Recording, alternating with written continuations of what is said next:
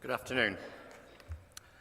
I'm not going to speak for or against open access. I'd like to talk about the how of getting from where we are today to where some would like us to be in the future.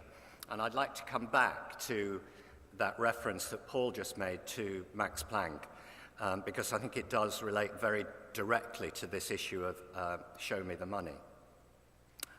So, for the last couple of months, we've heard a great deal of noise about the idea of the wholesale flipping of the subscription model to an open access model, based on a closed open access meeting that took place in Berlin, hosted by Max Planck in December. Publishers were not invited to that meeting, though the discussion was about flipping the subscription model to open access. And that meeting, in a way, goes back to a paper that Max Planck Digital Library published in April last year, in which they were suggesting that the flipping of the subscription model to the open access model would be relatively straightforward. In the introduction to the paper, they said that all the indications are that the money already invested in the research publishing system is sufficient to enable a transformation that will be sustainable for the future. So there's enough money in the system today, we just need to spend it differently. I'd just like to quote one other thing in passing from that introduction.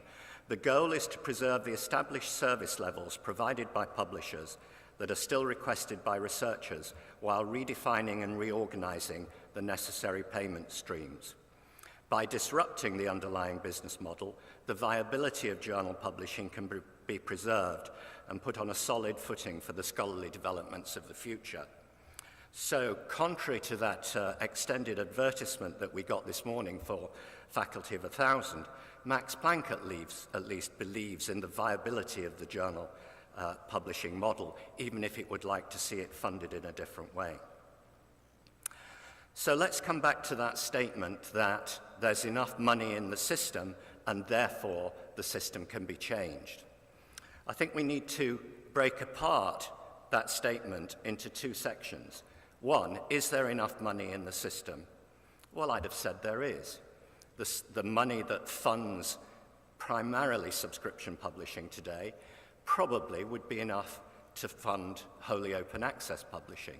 Some of the costs would be different, but the overall cost should not be significantly different, leaving aside the annual growth in article output, which of course under an open access model implies a certain cost increase every year.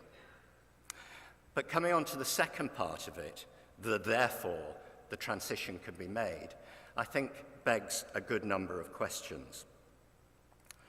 What the study ignores, what the proposition ignores, is the fact that while there might be enough money in the system as a whole, the money doesn't necessarily sit today where it would need to sit in order to enable that transition to open access.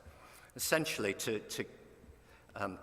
slightly change the title of this conference, while the researcher is always a reader, the reader isn't always a researcher, or at least not a prolific author. And what we find today in the current subscription model is that a significant proportion of the publisher's subscription income comes from institutions which themselves do not fund much research. So teaching institutions, less research-intensive universities, corporations, governments. And in any flipping of that model, we would have to find a way to transfer funds from those institutions to the research-intensive institutions, which would then pay the costs of open access. If I look at the UK alone, and look at, say, Cambridge, as we've got someone from Cambridge here on the panel, the cost to Cambridge of publishing all the articles with us that it publishes on an open access basis would be very significantly more than what it spends with us on its license to our journals. There'd be other UK institutions that would save at least half of what they currently spend today on a license under an open access model. So the question there is really, how would that transfer of funding between institutions in the UK take place in order that the costs overall would remain perhaps largely the same, but they be paid by different institutions. And then to go on from that, we need to look at the international or the global context. It is not true today that the costs of the subscription model are borne in a direct relationship to the amount of research output that a country has. If you look at physics, for instance, China now publishes more papers in physics than any other country in the world. Does China contribute more to our subscription income than any other country in the world? Absolutely not.